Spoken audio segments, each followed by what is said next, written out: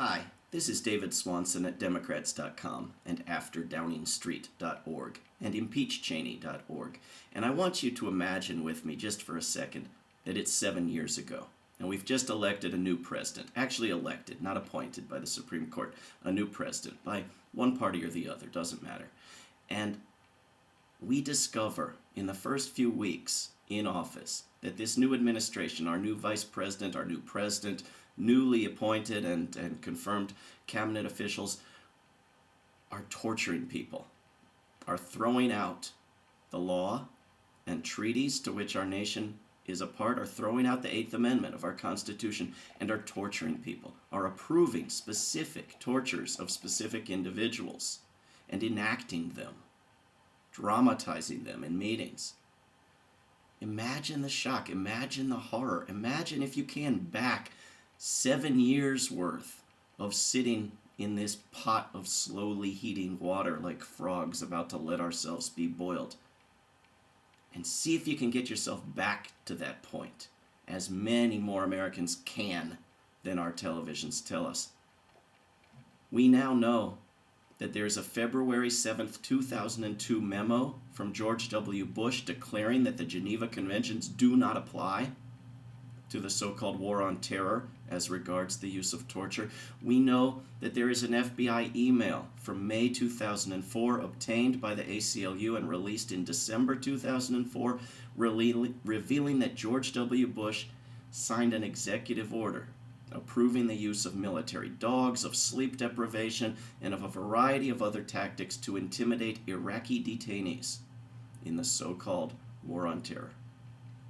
And we have Bush's recent comment to ABC News that he approved these discussions by Vice President Cheney and gang approving particular uses of torture. And we have always known that Rumsfeld had approved torture, that various high officials had approved torture, and it's incredible that we would even imagine that this happened without the approval of Cheney and Bush. We have photos, endless photos, and many accounts of photos the public has not yet seen of the torture that the United States has engaged in. We have countless witness accounts, endless victims and victims' stories, and dead bodies. There's so many books now by victims of our torture. I'm reading a new book by Murat Kurnaz called 5 Years of My Life, an innocent man in Guantanamo. And I don't know if I'm going to read the second half of the book because I've read the first half. And he and many others were brutally tortured and in some cases murdered at Kandahar Air Base in Afghanistan by the United States. Someone turned him in to us on the basis of no evidence whatsoever for $3,000. We were giving out money for people, suspecting nothing apparently. We electrically shocked him through his feet. We beat him repeatedly. We held his head underwater. We hung him by his wrists until he lost consciousness. And all of this after weakening him with deprivation of nutrition and of sleep. And he saw others beside him die from these procedures. And this is before reaching Guantanamo, which he describes as far, far worse. I don't know if I'll read the second half of that book, and yet we have to face up to these facts. The Eighth Amendment of our Constitution says no cruel and unusual punishments shall be used. This meant torture. The intention was to leave torture behind in England. Long-standing U.S. laws and treaties to which the U.S. is party ban torture. This has never been any secret.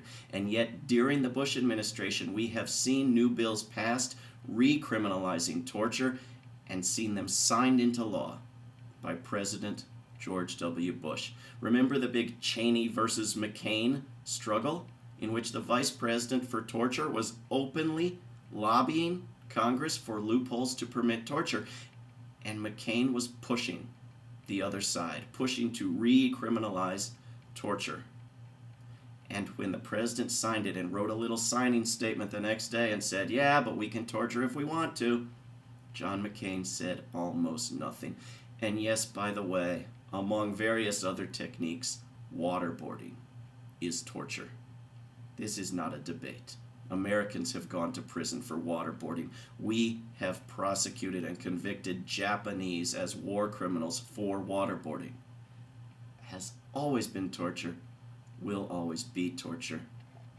And violations of the Bill of Rights, of the Constitution, acting in secret, violating numerous laws and treaties, these are impeachable offenses. And when the Congress has seen requests and subpoenas and contempt citations ignored and laughed at, when the Congress has seen its legislation thrown out with signing statements, there is nothing other than impeachment available. We must impeach. So call your representative, your member of Congress in Washington. There's one number to reach all of them. Just ask for yours. If you don't know who he or she is, tell the operator where you live and they will connect you. The switchboard number is 202-224-3121. If your Congress member is a Democrat, if your Congress member is a Republican, if your Congress member is an independent, tell them we need impeachment.